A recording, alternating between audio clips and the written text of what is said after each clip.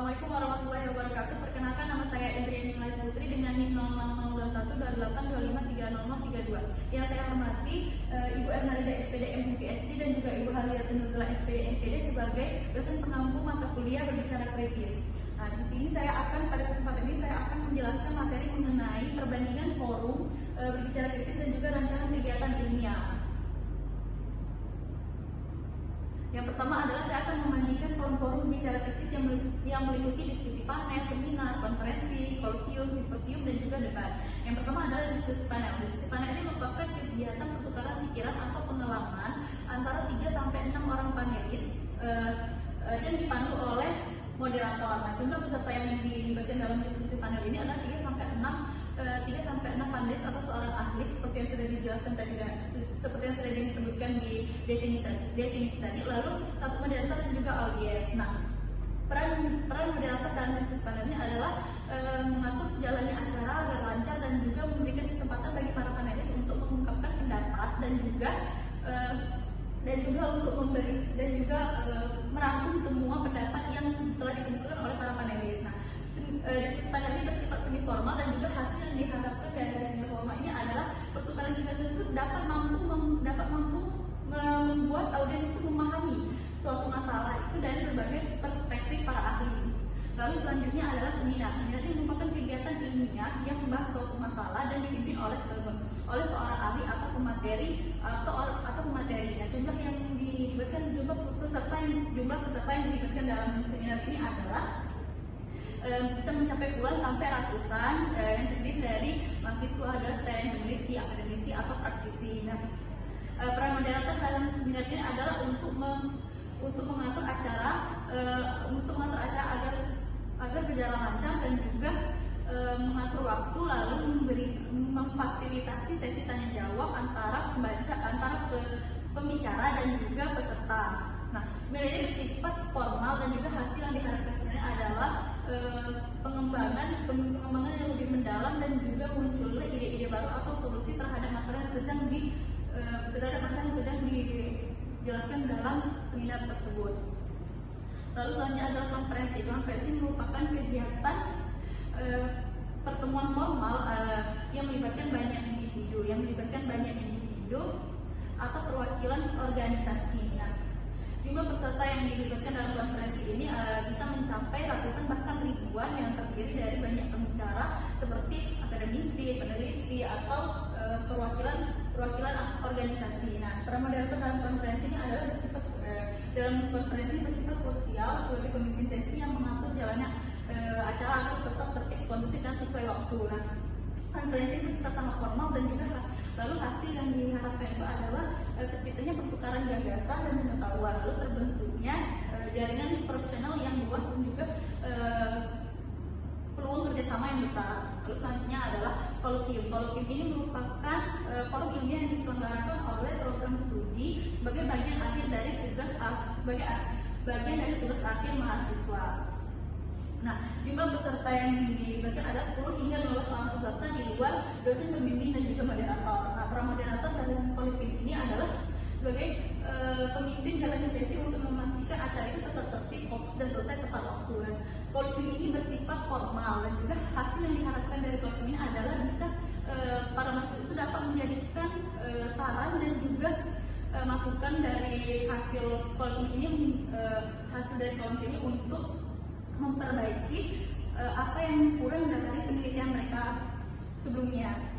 Lalu selanjutnya ada simposium. Nah, simposium ini merupakan pertemuan beberapa pembicara yang mengumpulkan pidato singkat tentang topik tertentu atau tentang beberapa aspek tapi dari topik yang sama juga. Nah, lalu jumlah peserta yang dilibatkan dalam simposium ini sekitar 30-150 orang. Umumnya dari kalangan akademisi dan peneliti itu serta sekitar 3-5 pembicara dan 1 moderator. Nah, peran moderator dalam simposium ini adalah untuk bertugas mengatur jalannya acara seperti mengarahkan jalannya pembicaraan, lalu meneruskan pertanyaan dan juga mengatur waktu pemaparan suatu topik. Nah, simposium ini bersifat formal dan juga hasil dari simposium ini hendaknya terkumpul data-data, ide, konsep, lalu gagasan dari para ahli yang nantinya akan bisa dijadikan pengembangan lebih lanjut. Nah, yang terakhir adalah debat. Nah, debat ini merupakan pertukaran dan pembahasan pendapat terkait suatu hal dengan saling menyampaikan argumentasi atau alasan dengan tujuan mempertahankan pendapat bahkan memenangkan pendapat. Nah, jumlah peserta yang dilibatkan dalam debat ini adalah melibatkan dua tim yang memiliki pendapat yang berlawanan, dan juga tim ini biasanya terdiri dari 2 sampai 3 orang. Nah, lalu satu moderator dan juga para audiens yang berkisar antara 20 sampai 200 orang. Nah, peran moderator dalam debat ini adalah memimpin debat, lalu menyampaikan peraturan debat, dan setelah itu memandu debat dan juga menyampaikan kesimpulan. Nah, debat ini bersifat formal, dan juga hasil dari debat ini hendaknya dapat meningkatkan pemahaman peserta terhadap isu atau permasalahan yang terjadi di masyarakat, dan juga dapat membuat manusia itu dapat membuat para audiens itu berkembang dalam menyampaikan argumen secara logis, dan berdasarkan fakta dan data yang akurat. Nah, baik.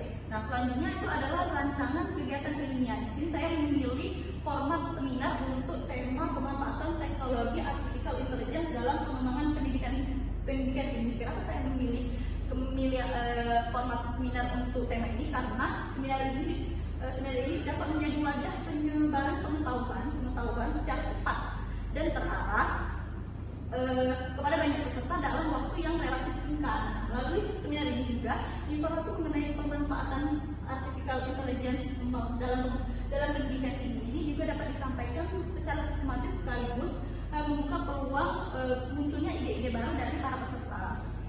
Nah, di sini struktur acaranya adalah waktu seminar itu kurang lebih dari 3 jam. Lalu sesi pertama itu adalah pembukaan yang berdurasi 15 menit yang berisi sambutan dari penyelenggara serta penjelasan mengenai tujuan seminar. Lalu selanjutnya adalah sesi presentasi yang berdurasi 105 menit yang berisi 3 pemateri, di mana masing-masing 3 pemateri itu diberikan waktu kurang lebih 35 menit untuk menyampaikan materinya, sekaligus